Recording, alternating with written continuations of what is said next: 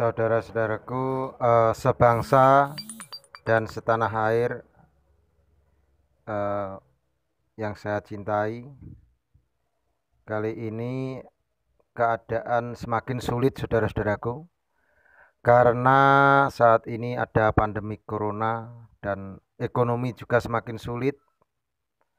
Maka dari itu, pandai-pandailah kita, pintar-pintarlah kita dalam menghadapi situasi yang seperti ini. Dan kita dituntut bijak, saudaraku. Kita harus lebih bijak, lebih mawas diri dalam menghadapi situasi yang seperti ini. Terus gimana lagi? Karena situasi ini harus kita hadapi. Mau tidak mau harus kita hadapi. Karena sesuai dengan masanya. Sama halnya dengan kita melewati suatu tujuan. Tetapi di tujuan itu ternyata ada halangan, ada rintangan, ada gelombang, ada rintangan. Mau dan tidak mau ketika berjalan harus kita hadapi dengan bijak. Maka dari itu kadang kita nggak tahu harus berbuat apa. Tetapi karena keadaan itulah membuat kita cerdas. Kita seolah-olah seperti kancil. Kancil mau menyeberang sungai, tapi apa daya kancil? Kancil menggunakan kecerdikan si kancil dengan memanfaatkan kecerdasan si kancil. Padahal di tengah pinggir sungai itu ada halangan beberapa buaya yang siap menyantap si kancil. Tetapi kancil menggunakan siasat cerdiknya. Dia bilang bolehlah makan dirinya asalkan dihitung dulu. Dari ujung sini suruh berbaris. Dan seharusnya si buaya itu harusnya langsung makan kancil saja, satu buaya sudah bisa mengalahkan kancil. Tetapi di sini si buaya terbawa oleh arus kancil. Jadi si buaya itu terbawa, arus si kancil terbawa dengan permainan kancil. Akhirnya buaya-buaya itu bisa dilompati satu persatu dan kancil dengan cerdiknya bisa melewati situasi sulit itu dan kancil bisa menyeberang. Padahal si kancil sudah dikejar sama harimau. Harimau walaupun dia kuat, dia besar, tetapi ketika di pinggir sungai itu tidak punya kemampuan kecerdikan seperti kancil, makanya harimau pun tidak bisa melewati sungai itu.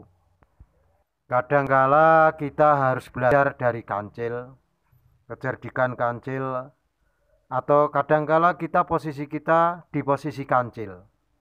Seperti kita bangkit melawan situasi yang seperti ini di tengah pandemi corona ini. Dan tetapi kita juga harus memandang ke depan, masa depan kita, anak-anak kita, generasi yang akan datang. Karena saat ini belum selesai, belum tamat, belum the end. Kisah kita masih panjang untuk meneruskan perjalanan hidup ini. Maka dari itu saudara-saudaraku, kadangkala ketika kita ingin menangkap kupu-kupu, janganlah kau kejar kupu-kupu. Akan buang energi, akan buang keringat, akan buang tenaga. Tapi lalulah proses.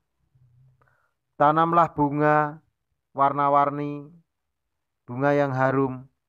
Niscaya dengan sendirinya kupu-kupu akan datang. Dan bahkan kupu-kupu pun berwarna-warni. Tetapi kita harus sadar, saudaraku, kalau kita Tanam bunga menginginkan kedatangan kupu-kupu, otomatis belalang, ulat pasti datang karena proses sebelum menjadi kupu-kupu mereka termasuk menjadi ulat, dan ulat adalah tergolong hama. Tetapi tidak menutup kemungkinan datang juga tawon, dan tawon itu adalah penghasil madu. Tetapi sadarlah saudara-saudaraku, kalau kita salah, kurang bijaksana, maka tawon pun akan menyengat kita.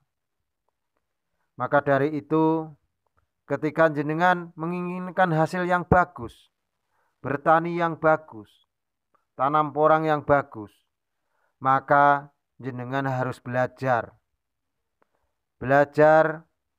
mempelajari pola hidup orang, mempelajari kehidupan orang, dan juga mempelajari gaya hidup orang. Loh, kok bisa gitu? Oh iya, pasti seperti itulah. Dan kali ini kita dituntut untuk cerdik, untuk melalui proses. Kita jangan mengeluh, dan kita jangan mengeluh dan jangan berpangku tangan. Apalagi kita menyerah. Indonesia harus bangkit, Indonesia harus bisa. Kita mampu untuk menghadapi ini, kita mampu asalkan kita. Jadi saudaraku, walaupun kita cuma petani porang, tetapi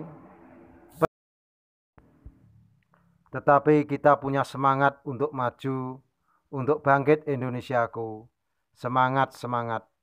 Petani itu bebas, petani itu cerdas. Semangat Indonesiaku, jaya petani porang. Suwun.